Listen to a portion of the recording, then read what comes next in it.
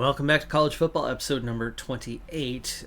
We've had our best ever player be our first ever round one pick. Also, our best ever transfer was just selected in the second round of the draft. Really waited to talk about this player in any meaningful sort of way because I constantly feared that we were going to lose out on this player. Now, playing style is his deal breaker. Right now it's an A-. We're going to need to stay on top of it to keep this player around because this is an NFL caliber kid coming out of high school. He is the number 6 wide receiver in the country, 23rd ranked player in the country, 5-star recruit, would be our second ever 5-star recruit that we've landed after getting one a year ago. The 6'5", 199-pound receiver is also a gem, meaning he's quite a bit better than what his ranking suggests. And I have been terrified that we were going to lose him at one stage or another. Clemson and USC are now the only other two in with a chance of signing him. And I finally, with his signature imminent, I feel confident that we're finally going to get him. I'm still going to put the hours in. I refuse to sit back and let this slip away from me in any way, shape, or form. We're even going to go for the visit. I'm hoping that this is going to put him over the line week 1. Big miss or an opportunity. We've seen the beginning of off-season recruiting go well for us in the past, where others let up just a little bit. They change their priorities. They go for transfer candidates at this stage, and it sneaks in an opportunity. So we're going to send the house and a visit for this 4-star defensive tackle and hope that we can steal him away. This is probably the only one in the class right now that feels like a lost cause, but we're going to go for it anyway.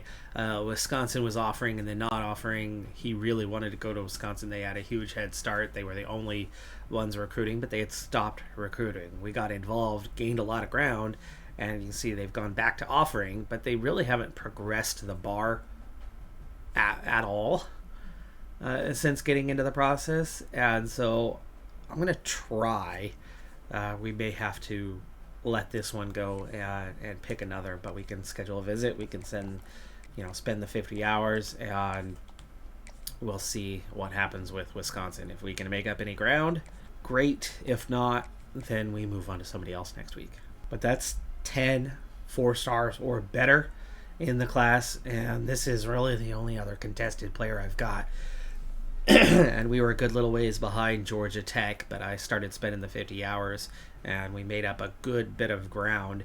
We were actually behind Missouri when I started that process, but we did well. Georgia Tech, though, they were certainly putting in the hours, and we were only gaining slightly. But the beautiful thing is we're actually gaining on somebody.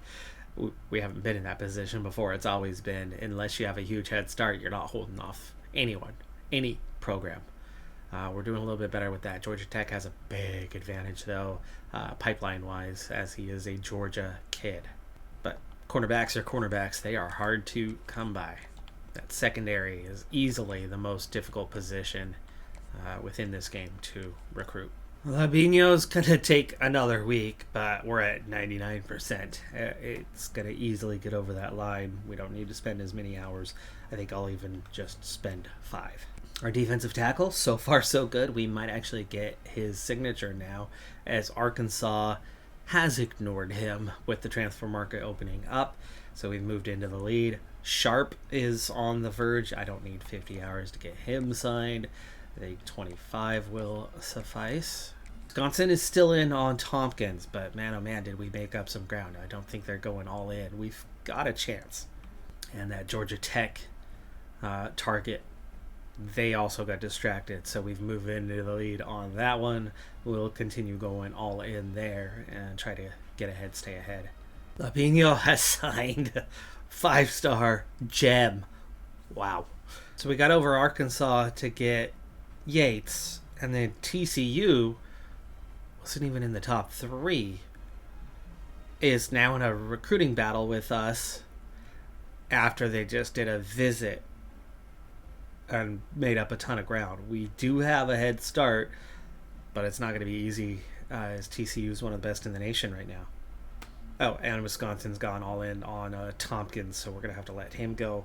I need to go find a tight end replacement. So going into this final recruiting week, we've got a lot of signatures already. We do have ourselves in this battle with Yates that I'm not sure we're going to win, and there's others that I'm not sure about. Veal, I was worried about before, but we've gone comfortably past Georgia Tech, and they're still not offering, so I think we're going to end up getting that signature. And while a number are having some sort of competition, I think we're still going to get. But there's a couple. I'm going to be aggressive this year and go for some better signatures with the possibility of missing out. Maybe we end up with 33 in this class because I'm biting off more than I can chew, but I'm trying to bite off what I might be able to chew. We're going to either just make it or just not. Here's your first instance of that. Roach, right tackle. We have the lead. We just had a visit, and you can see that we did exactly what SMU did with the visit. They get the visit this week, meaning we're going to have less than we had this week. They're going to have more. They're going to get more than they had this week, and so it's almost certain. But we're also almost at commit status. Do we cross that line first? I feel like he's going to end up at SMU, but I'm trying, because at this point it's almost a 50-50 shot that we get his signature. It's probably more like 45-55. Here's another one that we've got a small lead on, but we are getting the visit this week. Pitt's not. I think we're actually going to hold Pitt off for this right tackle signature. Tight end, only a 3-star transfer, but he's heading into that senior year, so he should be pretty good. Number 6 tight end in the nation, and Hawaii is the one chasing. We outdid Hawaii this last week. It's still top 8, so there is no visit possible, meaning they can't get a visit either. I think we've got a good chance of holding off Hawaii for this one, but it's a risk. Here's another one of those. It's a risk. It looks like Iowa and ourselves both went 50 hours all in. They've got the advantage of pipeline, as he's from Iowa. It's a freshman transfer.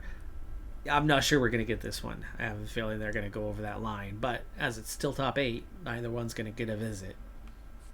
And our only quarterback for the class, which this was actually really disappointing, because in recent years I've realized that you can get a good quarterback through the transfer market easier than you can get high schoolers. I haven't bothered as much with trying to recruit high schoolers, and so all of a sudden we find ourselves in need of multiple quarterbacks, having 0 high schoolers still available, and the transfer market was very active, and we're way down the list. We're outside of the top 1,000 for a high schooler, and Purdue could, in this final week, decide to give an offer and get his signature. So there's risk of dropping all the way down to about 30 in this class, but there's also a reward on the other side of it that can see us get more than a dozen 4-star guys. National Signing Day. Let's see how we did. 35 targets. Do we get 35 signatures or close to it? So far, a perfect 15 for 15. 20. 25 for 25, and there's our first one. Roach. I definitely feared that. It looked pretty obvious that we were going to lose Roach, but it was a 4-star guy. We had to go for it. He does pick SMU. Kite has gone to Iowa, so we lost out on that one. And France, Purdue. So we dropped to 32. However, we did get the 4-star halfback. We did get the other 4-star right tackle. We did get Yates. So that did work out fairly well. Not perfectly, but we have ourselves a top 15 class with 1 5-star, 10 4-stars. We got 11 of the 12 we were targeting of the 4-star or better variety. And then all of a sudden we're looking at just 21 3-stars, an ever decreasing number. And certainly none of those 1 or 2-star those early seasons. We had plenty of those. Overall, that's still a pretty phenomenal class, I think. Well, existing roster, we've got a lot of mid to high 80s already on the roster before we even go through development. So there's some definite quality out there. And I'm going to break down my roster. How many athletes do I have? Just one. Just one. And I think he was one that wanted to be a wide receiver, was it? And I think I was planning on moving him to secondary as we were not getting very many. No, it's a halfback, okay. Oof, 66 for a safety. Let me see where we're at with those that backfield.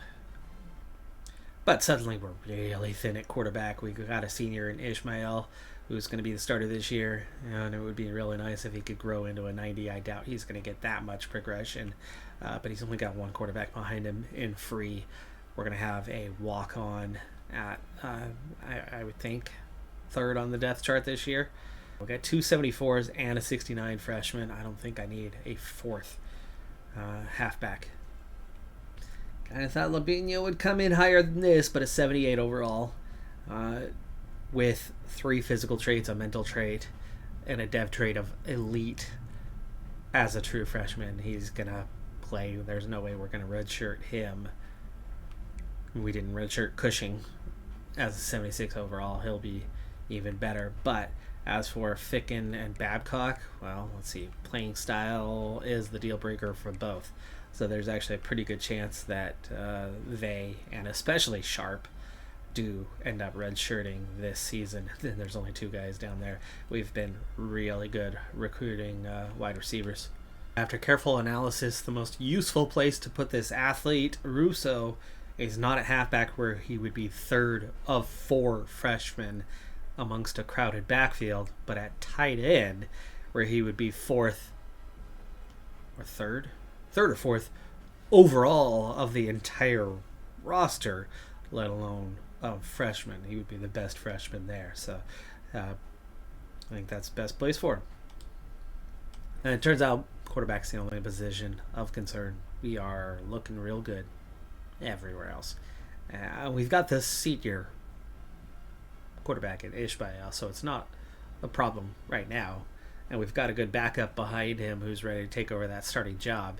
It's simply depth that's lacking. Preseason wise, there's only 3 guys worried about anything. Playing style for defensive tackle, pro potential for a free safety, and a corner. 3 guys at risk for transfer is tiny compared to what we're bringing in their place. And at 73, 79, 80, they're not going to be that important. None of them are starters. They're all going to be second or third string guys.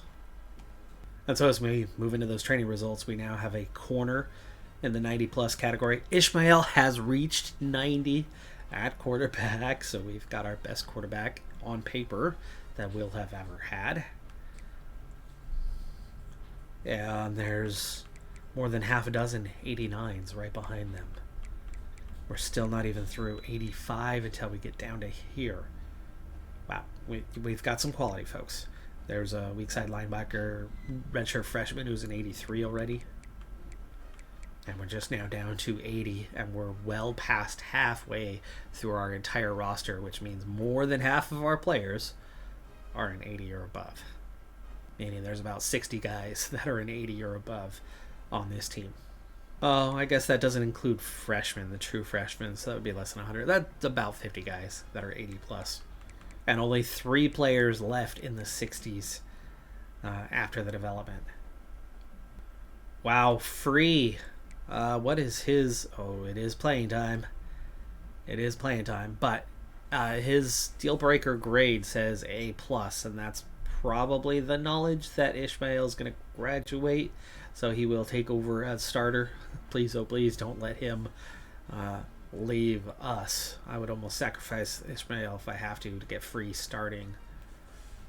In terms of the quarterback comparison, Free's a little bit faster. Ishmael has great agility and change of direction. It's kind of the same thing, but sure. It's a little redundant. Awareness for Ishmael, though, suggests that you would want him starting. But throw power, Free has the advantage. Short accuracy, Ishmael's better, and medium accuracy. But deep accuracy, wow, look at that, a 92 for Free. They can both run. They can both throw under pressure. They can both break a sack. Play action. Wow, Ishmael, perfect 99. And Free's not bad. Carrying, Ishmael's definitely a little bit more of your dual threat quarterback, but Joey Free is not incapable, and he's a very good quarterback. But ball carrier 99s. Wow. Juke move, spin move, break tackle. Okay, well, now we're seeing the difference between the two. That break tackle part in particular. Neither one can give a stiff arm or truck anybody, but wow, this is toughness is good. Injury, we're going to be good for years to come as long as Joey Free does not transfer out. Halfback, two guys mid-80s. Fullback, we've never been very good at, but suddenly we're up into the high 70s at least. Wide receiver, four guys that are an 87 or better, and an 82 to back them up. Tight end has an 87, but the backups, not great. 84 at left tackle. Couple 78s. Left guard did not develop very well, but there's at least depth. Center, two guys just over 80. Right guard, 281s. Right tackle has an 89. I don't think our line's going to necessarily be that great this year, but they'll get the job done, especially in the conference. Left edge, an 80 and a 79. Three low 80s at right edge. Three low 80s at defensive tackle. Strong side, two low 80s. Two at middle. A high 80 and a low 80 at weak, and a 79 actually. That's a senior. He must have been maxed out. Corner, a 91, an 89, and an 85. Free safety, an 89 and an 81. Strong, 86. Kicker, an 87. Punter, an 86. We've got some quality on this team. They are going to be good. I do worry just a little bit about the offensive line. And, of course, the long-term nervousness over the quarterback position. But Joey Free is the key to that. So we just got to keep an eye on... I need to keep an eye and make sure that he's not going to be upset that he's not the starter this year. And if he is, I need to do something about that. Otherwise, we would have zero quarterbacks next season, except for what we get out of recruitment and transfer market. I don't think I'm willing to take that risk.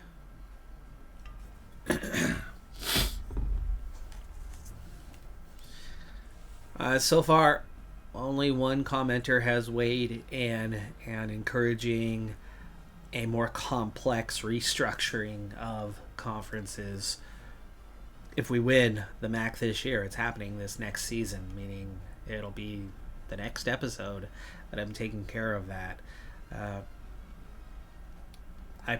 There's a good chance that I'll have recorded though, but just in case, go ahead and leave that comment if you want to chime in on whether we just make Akron and nobody else move, or maybe swap one.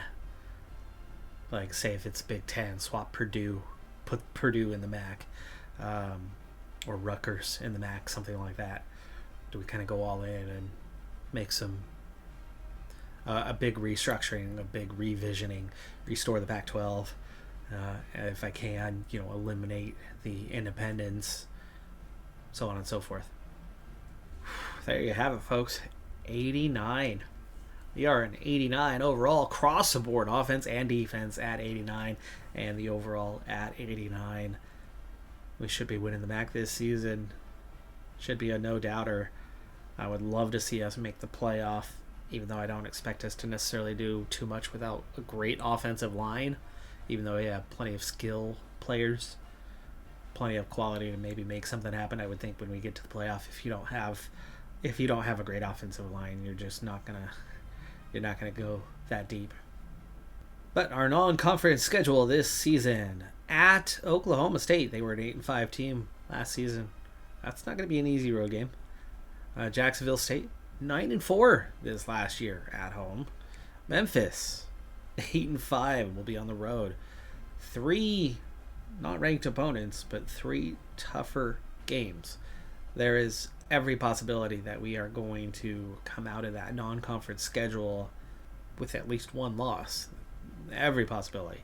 Now, FCS Northwest is not going to be a problem, but the other 3, all 3 are going to be a little bit tricky. I expect some close games. We could and should win 2, if not all 3 of them, but it's going to be a contest, especially with 2 of 3 on the road. We do begin unranked. I kind of thought we might inch our way into the top 25 to start the season, but they still aren't too keen on us. We don't begin the conference slate until week 6. We're going to have Miami at home, Central Michigan at home, Toledo on the road. They were just 5-7 last year, though. Buffalo on the road. They were just 6-7 last year. And there's every reason to think that we should be able to run the table or lose 1 maximum in the conference this season. We should be headed at least to the MAC championship game. I honestly don't feel I have a chance, but this is another sign of progress. The number 1 player in the nation is an Ohio kid, and he's open to coming to our school. Pro potential wise, we have an A rating for him at middle linebacker. So he would be happy to play here. We're not on his list, but it's that sign of where we're headed. None of these 3 guys want to come to us. They have no interest, but they're all open to the concept, the 3 5-star Ohio kids. And then as you get down to the 4-star kids, they want to come here. 3rd, 1st, 2nd, 1st. That's still 4-star guys in Ohio. You get down to the 3rd, 3-star guys, and there's a lot of 1st or 2nds in Ohio. I can't say just how well things are going to pan out going this method, but we're up to 28 4-star or better recruits after the first week. First week was nothing but 4-star recruits. Now it thinned out to about 13. I rebuilt it to 28 and then added in 3 stars. Good. 3-star recruits after that. So a little more aggressive. I know that I'm going to miss out on these and have to make changes as the season goes on, but we're being more bold as time goes on, as we are making headway on getting a lot of 4-star signatures over that line. Like I said, difficult way to open the season. Oklahoma State, we're on the road. They're a 79 overall, quality team. We are plus 10, but road negates about 10 points. So yeah, that's going to be a big ask. It's anybody's game, 50-50. Don't know the score, but it was a win. Allworth, our wide receiver, 9 catches, 164 yards, and a couple touchdowns for MAC Offensive Player of the Week. And it was actually kind of comfortable, 45-21 victors to open the season. I was worried about the first 3 opponents, but apparently I didn't need to. But realistically, all the games were sort of close. We just have a very strong offensive set of weapons that even without a perfect line, we are finding a way to move the ball forward, between having a great quarterback who's a dual threat, a good set of running backs behind him, though not amazing, but so many wide receiver options. The offensive line doesn't have to be perfect, at least not through the regular season schedule. I think it's the playoff where they're going to have a problem, and I feel like, considering this start, like we should be headed for the playoff. 3-0. Jacksonville State at home actually was the weakest performance. Maybe, at least defensively it was, 59-42. Memphis on the road, that was 34-27, and we are ranked now. Not moving anywhere, but ranked. level ups have become so rare that we're not getting that many opportunities anymore, but we have leveled up. So I'm going to go ahead and take the next quarterback one because quarterback transfers could be a massive thing for us down the road, especially for starters as guys graduate. It's hard to recruit when you have quality until they suddenly graduate. But they suddenly graduate, you need somebody now. I think we can become a transfer quarterback type program. And seeing with how things have been shaping up, defensive backs have been the hardest to recruit consistently. So I think adding bonuses for defensive back transfers will also help. This was one of those level ups that put us at 16, so we get 2 upgrades to make. We'll put them both into this recruiter category. That might be all that I want to put into there for now. Maybe. We'll see. The transfer thing, obviously, we've been getting more and more active into getting after, big time recruits there. And we're not far off from getting a top 5 class, but they still got a little ways to go on that one. Back over on the motivator side. That's all 3 and 4 already. Starting hot in close games. That might actually be the next sequence to get after. That can lead to a lot more victories. And while we've got the couple of upgrades we can make into that motivator category, I think we could also get that upgrade into master motivator, which would cost us 15 tokens, which means 2 more level ups, and we can make that one happen. So choices to make. I am at 8 on that prestige, but C plus and C for the coordinators is not helping me too much. Halfway mark in the schedule, undefeated. We'll look at the last few scores in a moment, but we are actively recruiting 9 4-star guys and looking good for most of them. There's a couple that are very much in competition, actually a few. I think we're pretty safe on about 6 of those. Nobody signed yet. We've got a ways to go on that part. A lot of 4-stars that we could still get after that are like this guy, just maybe the occasional one starting to sneak in, but there's still 23 4-star guys that I'm after. It looks like I'll need to drop that one that Louisville's going after, but we've pulled away from UNLV here, just putting in a consistent 25 on a free safety, just position of contention. We're ahead. We're getting where we need to go, and then you drop into our 3-star recruits, which for those, we're first place on most all of them. The FCS opponent, no problem there, 56-17. We beat Miami, who are actually having a terrible season. They're 0-6 right now. 45-20. UMass on the road, 51-14. Central Michigan is the only plus 500 record opponent left on the calendar. Our combined opponent record is actually really weak this season, which is contributing to us going absolutely nowhere in the rankings. We are undefeated. We're still only 23rd. We've been 25th after our first game of the season. We've dropped out of the rankings for a week at some stage. We've inched our way back in just to 23rd. We're not going forward anywhere because we have a weak combined opponent record. Strength of schedule is hurting us. Venture across the line, and it's a halfback, 4 stars. 4-star halfback Kenyon has signed with us. That's our second halfback of the class already, 4-star or better. Currently 9-0, and somehow our offensive rating went up by a couple points, bringing our overall up to a 90. Somebody's somehow managed to make some sort of progression, whether it's temporary bonuses or what. But championship contender, nobody's worried, but we can't get a higher rating because we can't move up the rankings despite being undefeated. Winning a conference championship will certainly help us a bit, but I don't think it's going to do much more for us than put us around 18th or 19th, which is probably not going to be good enough for the playoff, but could be. At this point, we have to go undefeated to have any sort of chance, the way things are shaping up. But we've got just a couple guys worried about playing time. We've got just a couple guys worried about pro potential, and just 2 worried about play style. That's wide receivers, which is odd because we've been throwing the ball a ton.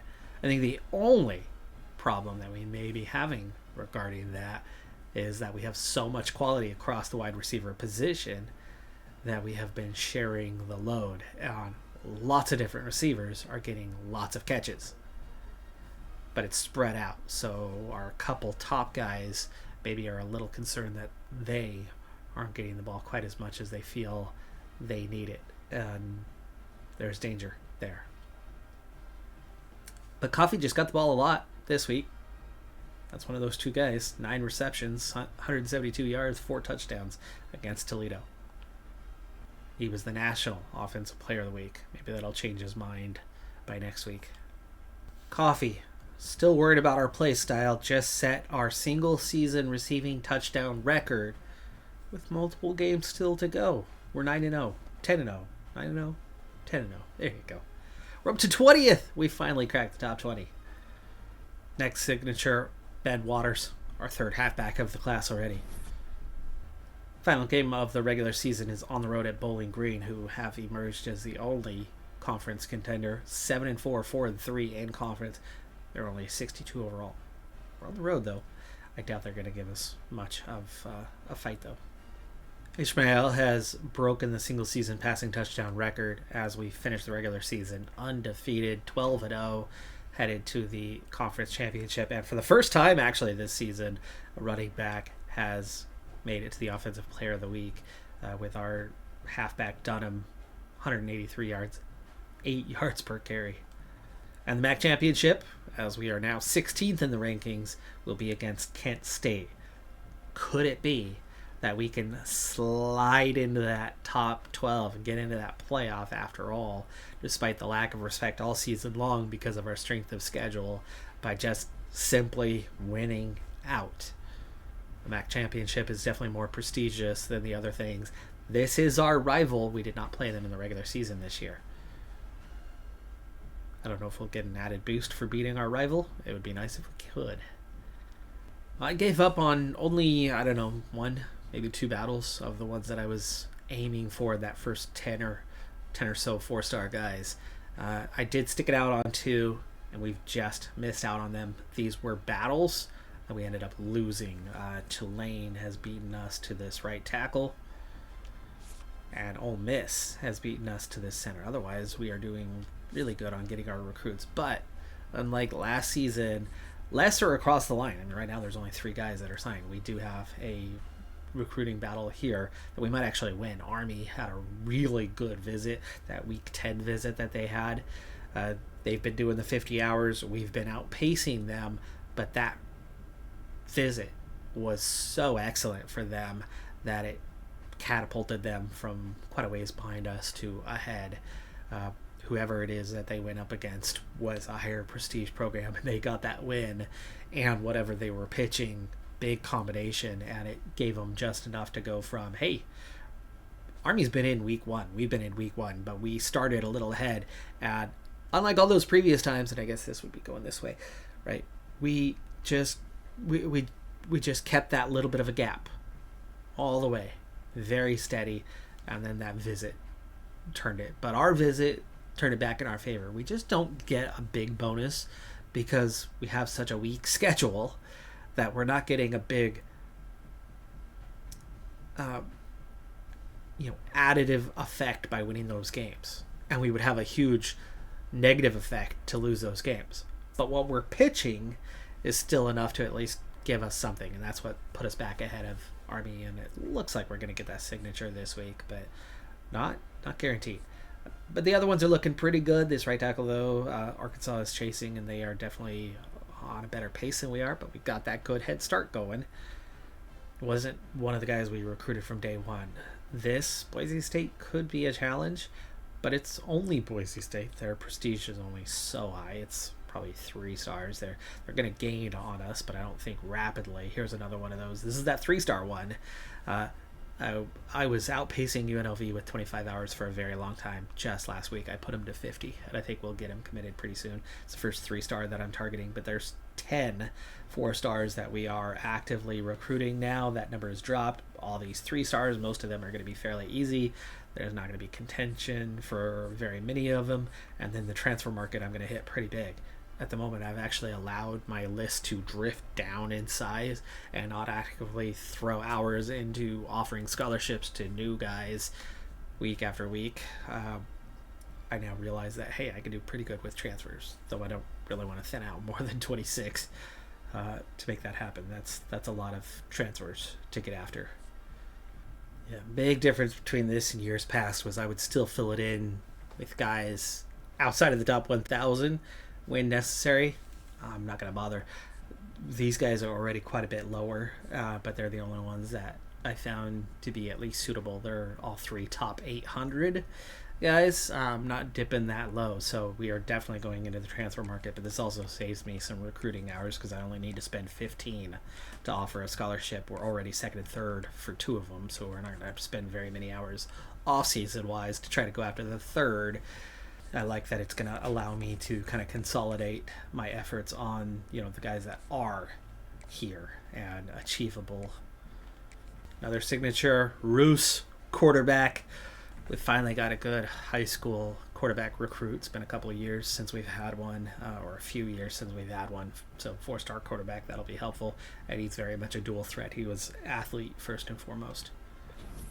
And that was the one over Army.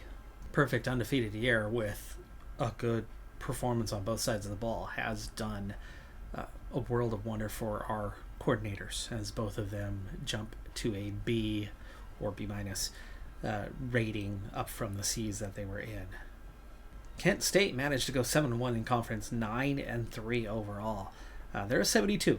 We should still win quite comfortably, especially at neutral territory. 5-star recruit, cornerback, Diablo.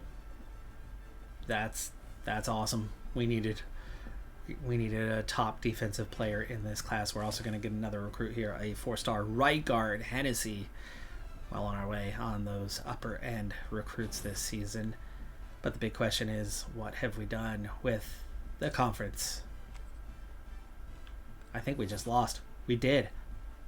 We just lost. I'm moving anyway. We've already seen this season, we're not going to be in the playoff, but we have already seen this season that the lack of competition in this conference has absolutely killed us and taken away our chances. We need to be in a bigger, stronger conference, but that is a devastating end to our days in the MAC, where we have lost what should have been a very comfortable MAC championship.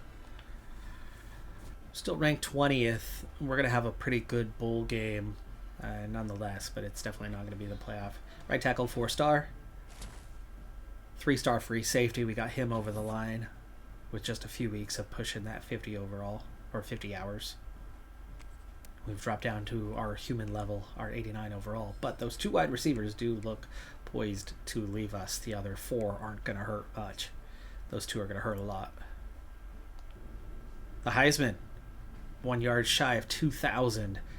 A receiver, 16 touchdowns out of Georgia, Rashad North. Is that a back-to-back? Is he the one who won it a year ago? I feel like it was a Georgia wide receiver. I don't know if it was him.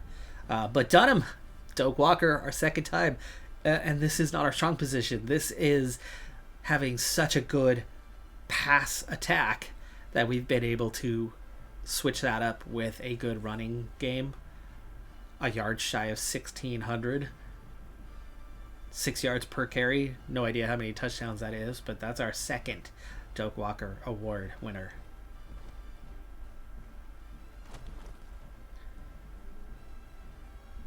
And what is this? We're going to go against FIU in the Cure Bowl. Staff DNA Cure Bowl in Orlando. Okay. That's a new sponsorship. I do not recognize which bowl game that would have been historically. Or it's just not prestigious enough for me to recognize.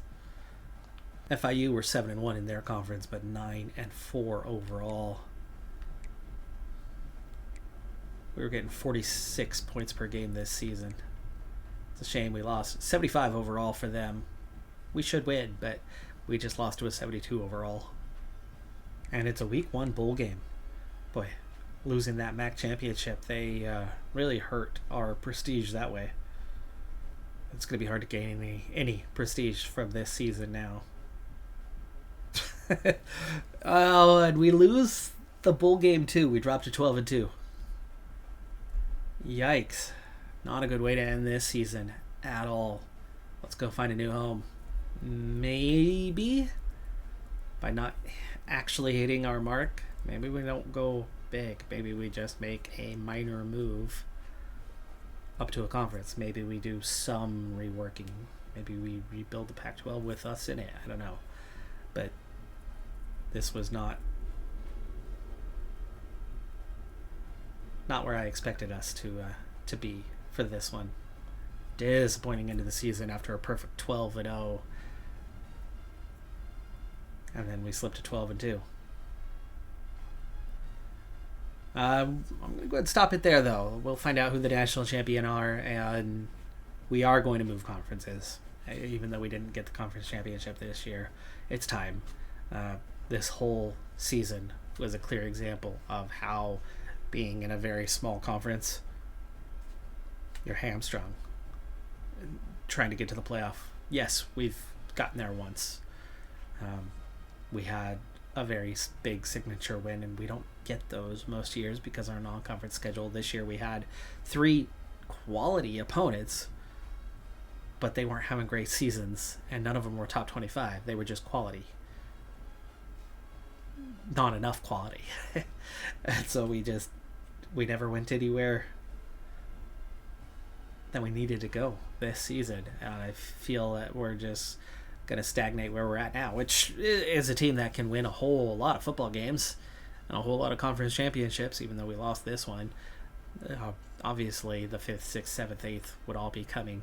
I would be very surprised if we didn't get a 5th, 6th, 7th, if we didn't get 4 out of the next 5, right? Or at least 3 out of 5. The random upset against the best team in your conference, rarely. Yeah, it could happen. It's a game. We already saw earlier on, even when you were the better team, we lost plenty. You have to be significantly better to consistently just get the win. Yeah, disappointing end, obviously, but it's time. We need to move. But I think Big Ten is off the table because of this ending at this phase. So we're going to make a move to a more moderate conference. Something in between. The American, probably. That's going to do it for this episode. I'm a Decathlon Gamer. Like, comment, subscribe, and I'll see you next time. Have a good one. Be safe out there. Bye for now.